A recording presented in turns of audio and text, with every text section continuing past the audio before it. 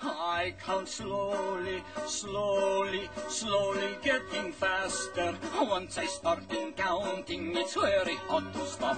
Hey, faster, faster, it is so exciting.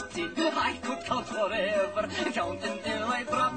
1, 2, 3, 4, 1, 2, 3, 4, 1, 2, 3, 4, 1, 2. I love counting whatever the amount. 1, 2, 3, 4, hey, hey, hey, hey, hey, hey, 1, 2, 3, 4, 1, 2, that's it.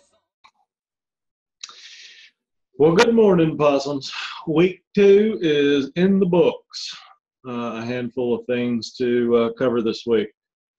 The first, as I'm sure all of y'all saw by text, I have clarified the rule for ESPN around when the IR slot can be used.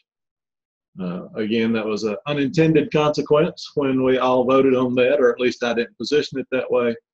But we will not change it mid-season. Just make sure everyone understands you can use that IR slot if you have a player that's out as opposed to just on IR. So make sure everybody uses that to the same advantage and understands it. So with week 2 in the books,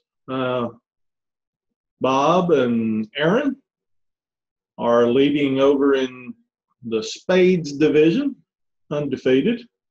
I don't know that I've ever said that phrase around Aaron, but congratulations, buddy. Sean remains the undefeated team in the diamond side of the house. We will get right into the secondary pool update. We will start with most total points. That is currently with the augmentation of week 2. M&M is leading with the most current points at 285.3. And bring out your best, the league member that's had the most points scored against them for the second week. That was M&M that had the most scored against them, and they are now leading the Bring Out Your Best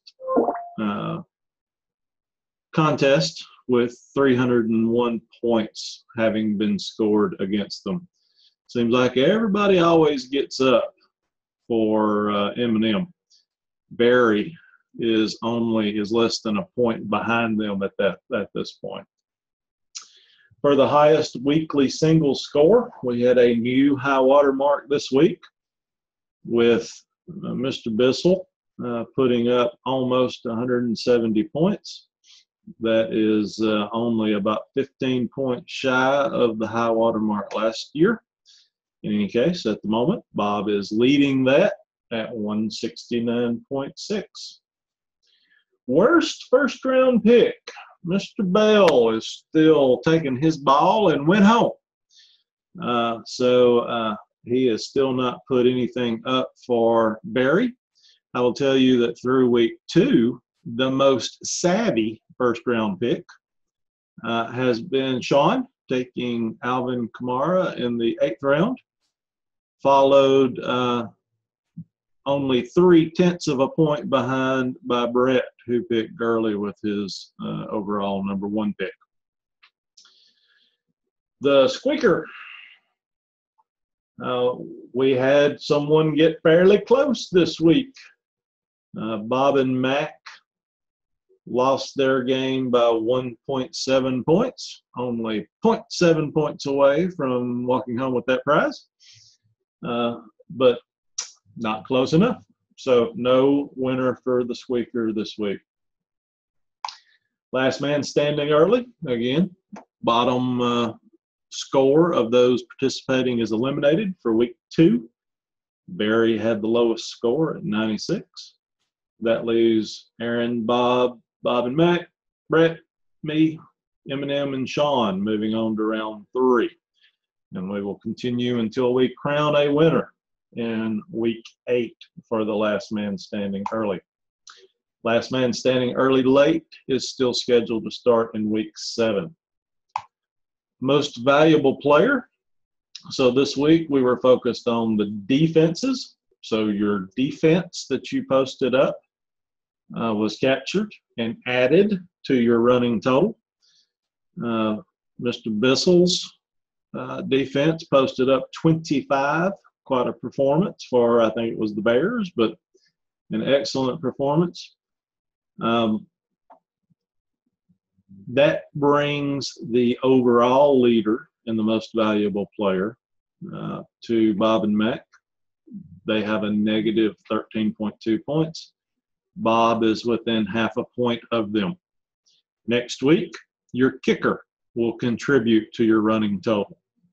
And we will see how they perform. For week 2, full participation. The threshold to be met in week 2 was all of your players scored at least 8 points. Bob and Mac and M&M came the closest, with their lowest bench player scoring an even 6 points.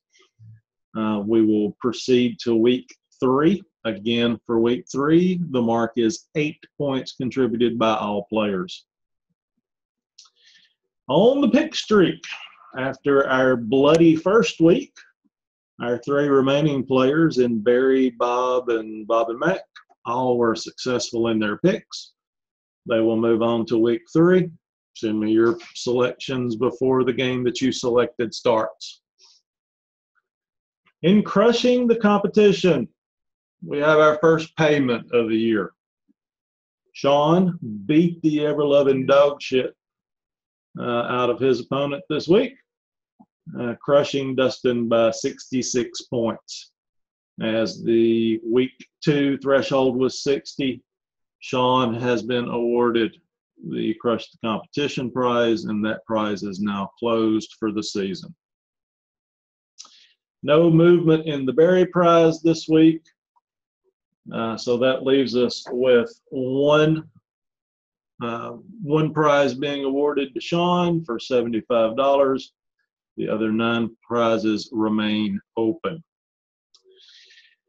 All right, gentlemen, I hope you're having a great season. I look forward to not losing this week. We will see. We will probably go to Capone's this weekend, though I am open to suggestion if anyone feels strongly. In either case, I will send out the normal note on Sunday morning.